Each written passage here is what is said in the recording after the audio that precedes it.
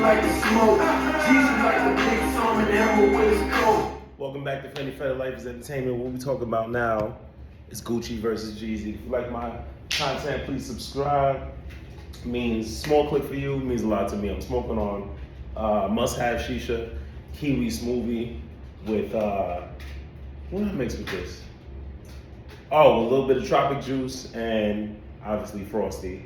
And apple drops. Anyway, so I was a Jeezy fan from the beginning, and then what? That whole Thug Motivation one-on-one album, I was like, yo, count so much brick it'll hurt your hand.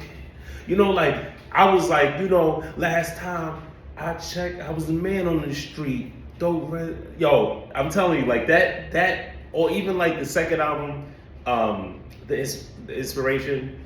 Jeezy like to drink, Jeezy like to smoke, Jeezy like to mix and hammer with his coat. But I want to say like 06, I was in the car with somebody and they say, yo, you Jeezy fan? Of course he was blood, so he was like, yo, you know what it is with the Bloods and Crips, like with music. And they like, they gotta listen to everybody's blood. If they blood, then listen to everybody's Crip is Crip. Anyway, so we was listening, and he put me on to the DJ Drama mixtape. I forgot what it was called. I don't know if it was the Bird Print 3. I think it was the Bird Print 3. And he played a song. It was a DJ Drama mixtape. And he was like, I'm infatuated, intrigued, the need of weed, the need of speed, got me riding Lamborghinis, my fashion sense, got me driving anything. Like, I was like, oh shit, he got some bars or whatever, right? And then he played Photo Shoot. Like, Tommy Leanne, my camera, like, I was like, okay. And then he had the State vs. Roddy Davis album. I was listening to that, like 08, I think it was. But I became a Gucci fan because I love consistency. And that's why I compare Gucci and Jeezy to like Nas and Jay when it comes to the South, because Jay was super consistent. And then, Nas wasn't as consistent, but they say he had more substance. Same thing with Jeezy. Jeezy wasn't consistent, but they say he had more substance. For me, the Jeezy albums were better than the Gucci albums. But the Gucci mixtapes, listen, he dropped Gasoline, Molly, Breakfast, Lunch, and Dinner. Gucci I'm talking about.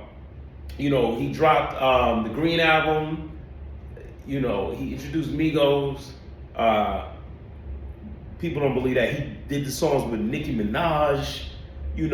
Shopping Spree, I think it's called Shop. No, I got a shopping problem. Like, that was crazy. It was a crazy era. He did the song with Mariah Carey, But Jeezy had his hits. He had Thug Motivation 101, 2, 3. But I feel like over time, their maturity and everything, I feel like Gucci music aged better, because I feel like I hated the Jeezy mixtape with DJ Drama when he was on the old school beats, because I feel like you have to stick to your core and what your beats are, right? And I feel like Gucci was like Shorty Red, what other producers he used? Zaytoven, of course, and he took the jewelry. Too much jewelry, never too much, never too much. I feel like he's better when he was on his drugs. Don't get me wrong. Gucci was better on drugs. When he had that slur and you could hardly understand what he was saying, he had the pregnant belly, he was way better, right? When he got the goals out of the T-Fix, he didn't sound as good, but he still was good. Where I feel like Jeezy didn't hold up as much as Gucci did. Oh, that's good. That's a kiwi. But anyway, so I really, really, really was a Jeezy fan from the beginning until like 06. And then I heard Gucci. Because all I heard was So Icy. I was like, this ain't nothing. But then I started hearing the albums. The album wasn't as good, State vs. Roddy Davis. But the Lemonade record, this dude was rapping about lemons. And he just incorporated everything with lemons. He did the mixtape, I think it's Gucci Sosa. He did Colors. He did every color. Like, this dude, wordplay is crazy. People sleep on him. They just think he's just a lean drinker. But this dude was really spitting. He did the song with Lil Wayne, 2 records with Lil Wayne. They had Trap God 1, 2, and 3. We're not gonna talk about 4, but Trap God 1 and 2 was classics. And he did the song with Future. I know about Future because of the record Fuck the World. No, I knew about Future before, but I became a Future fan when I heard Fuck the World, right? I became a Yo Gotti fan when I heard Two Seats with Gucci Man, and all the records that we're doing together. But I'm telling you, Gucci's one of them goats. Jeezy's a goat too. So seeing them from the verses, I was shocked. I was like, wow, because this is real beef. Somebody really died. It's crazy. But still a Gucci fan, super Gucci fan. Even the newer records that came out, Waptober came out with something about, what's it called? I forgot. But he came up with some good albums, man. Like even Straight Off the Boat, It's All About Me. Yo, some of his R&B records is crazy. He has some great 16s. Great records. Like I'm telling you, Gucci, he has this thing that can't be duplicated. And in Atlanta, I feel like Gucci's still the GOAT.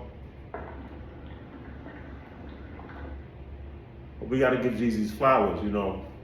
The Usher record, obviously with Manny Fresh, and then all his records that he did, the Can't Ban the Snowman mixtape. And it was crazy because they both was doing mixtapes with DJ Drama, which was crazy. So they was in a different element. But it's crazy because they both did the same beat. I forgot what the song was called.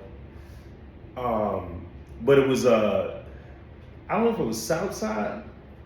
No, I don't wanna leave the menagerie.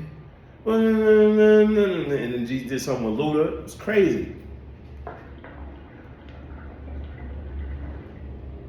But Gucci Man on the Shorty Red beat, it's no comparison. Gucci Man on the DJ Drama mixtape, no comparison. So I still say Gucci's the GOAT no matter what.